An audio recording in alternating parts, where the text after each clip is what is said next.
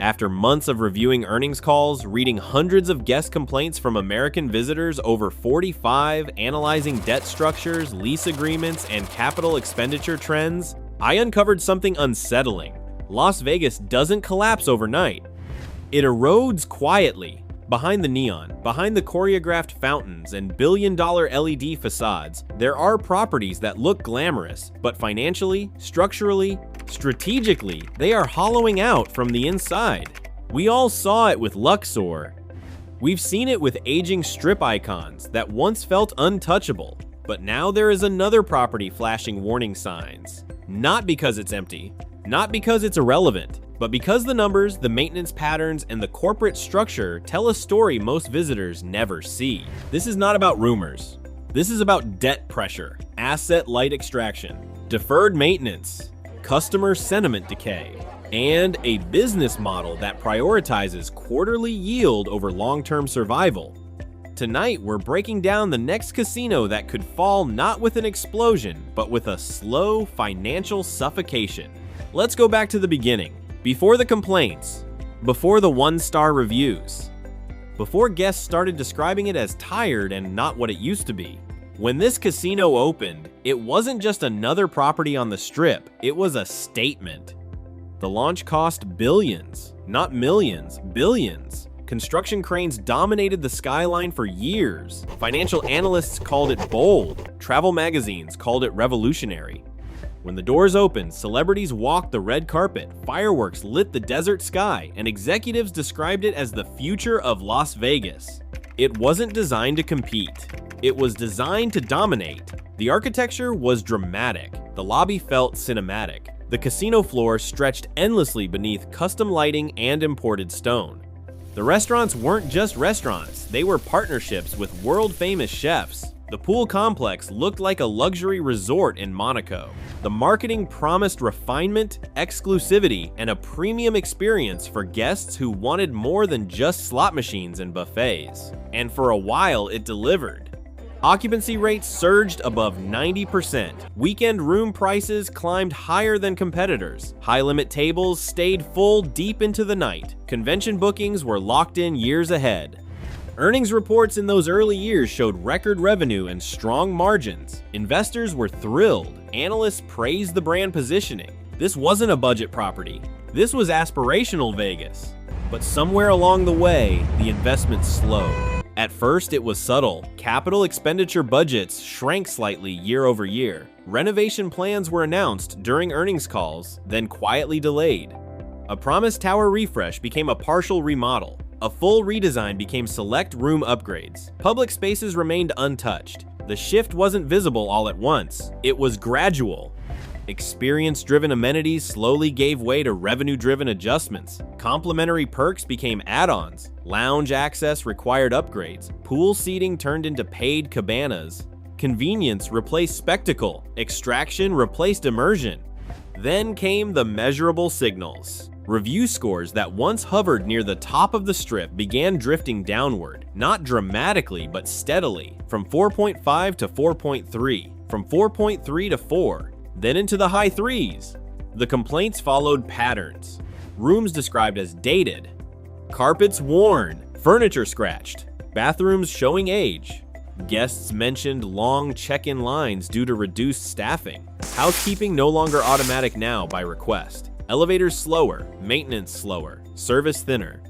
Parking, once complimentary, became paid. Resort fees climbed annually, sometimes faster than room rates themselves. Loyalty programs quietly devalued. Comps became harder to earn and easier to lose. Tier benefits shrank.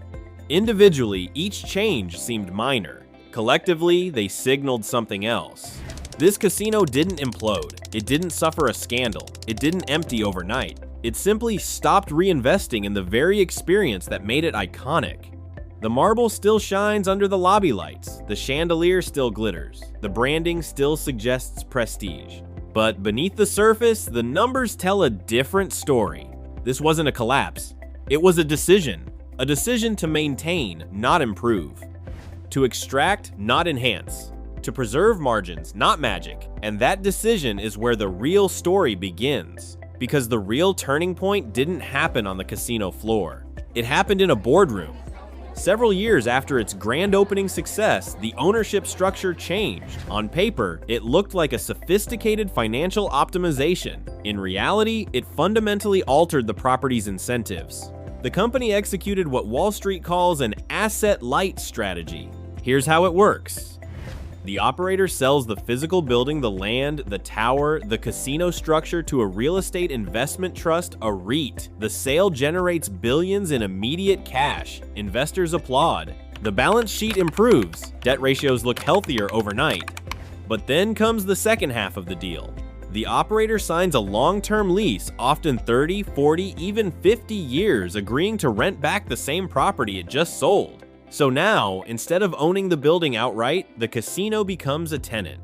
And tenants have obligations: fixed annual rent, escalation clauses, minimum payments regardless of performance. Whether the casino has a record-breaking year or a recession-level slump, the rent must be paid.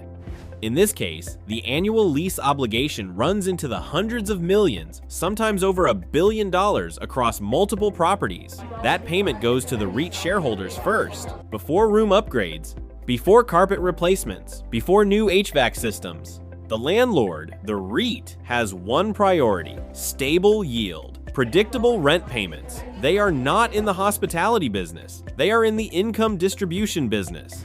And the operator, now burdened with fixed rent, rising interest rates, and shareholder pressure, their incentive shifts. Capital expenditures become negotiable. Major renovations become delays. Preventative maintenance becomes reactive maintenance. Instead of spending $200 million on a full tower refresh, management might authorize a $20 million cosmetic update. Instead of gutting aging plumbing systems, they patch. Instead of replacing elevators proactively, they service them until failure. Because every dollar spent on long-term improvement is a dollar not available for rent coverage, debt servicing, or stock buybacks. Look at the earnings reports.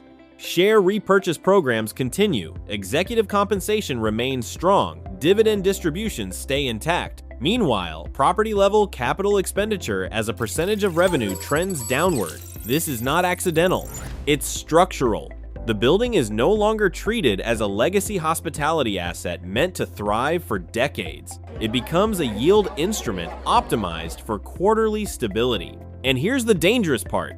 When ownership and operation are separated, responsibility becomes blurred. If the carpet is worn, is it the tenant's fault for not replacing it? If the roof leaks, is it the landlord's obligation under the lease? If guest satisfaction declines, who absorbs the long-term brand damage? The answer is complicated. And in complicated systems, deterioration hides easily.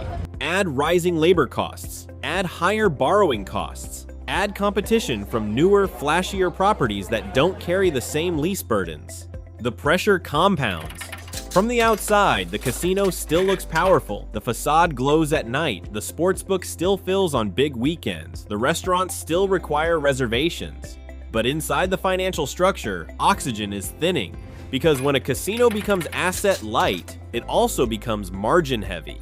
And margin-heavy businesses do not prioritize marble polish or room redesigns. They prioritize survival. That's the trap. And once you enter it, getting out is expensive, sometimes impossibly so.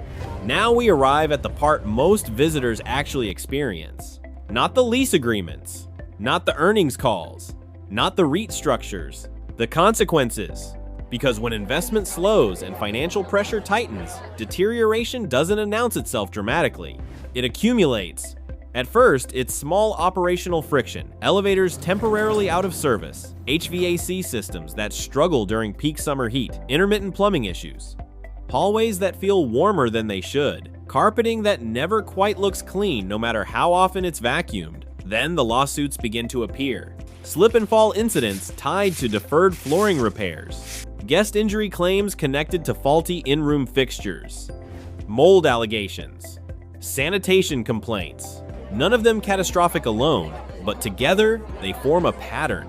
Online reviews begin telling a consistent story. Over the past 5 to 8 years, sentiment trends downward. Not outrage, disappointment. Not worth the price anymore. Used to be amazing. Feels run down. Service isn't what it was. This is how slow motion collapse looks in hospitality. It's not boarded windows, it's erosion of trust. Meanwhile, competition intensifies. Newer resorts open with state-of-the-art rooms, modern ventilation systems, cutting-edge entertainment venues, and aggressive promotional budgets. Younger guests gravitate toward properties that feel fresh. Convention planners prioritize venues that photograph well and operate seamlessly. The aging flagship becomes caught in the middle. Too expensive to fully reinvent, too important to abandon, too leveraged to aggressively upgrade. So pricing shifts. Room rates appear competitive, sometimes even discounted compared to newer competitors. On booking sites, the property looks like a deal, but the base rate tells only part of the story. Resort fees increase annually, parking remains paid, early check-in fees, late checkout fees, premium Wi-Fi tiers, pool access restrictions, loyalty benefits quietly reduced, comps harder to earn, easier to expire. The revenue model pivots from experience first to fee-layered monetization. For budget-conscious families or first-time Vegas visitors, the offer still feels attractive. A recognizable name, a once iconic brand, a room rate that appears reasonable. But the invisible cost is friction. Longer lines due to lean staffing. Housekeeping reduced to on request. Delayed room readiness. Amenities that feel maintained, not refreshed. And here is the structural dilemma. Demolishing a multi-billion-dollar resort is financially irrational. Replacement cost would be astronomical. Zoning approvals, complex. Lease obligations, binding. The landlord expects rent, regardless of brand fatigue. So, management faces a stark choice. Invest heavily and sacrifice short-term margins, or maintain minimally and preserve cash flow. In many cases, they choose preservation. Maintain at acceptable levels. Address only what becomes urgent. Extend asset life incrementally. This is not dramatic collapse. It is controlled decline. The lights remain on. The casino floor still hums on weekends. Revenue remains strong enough to cover rent and debt. Investors see stability, but brand equity slowly thins. And that is the real risk. Because once a property transitions in public perception from premium destination to aging alternative, reversing that narrative requires enormous capital and conviction.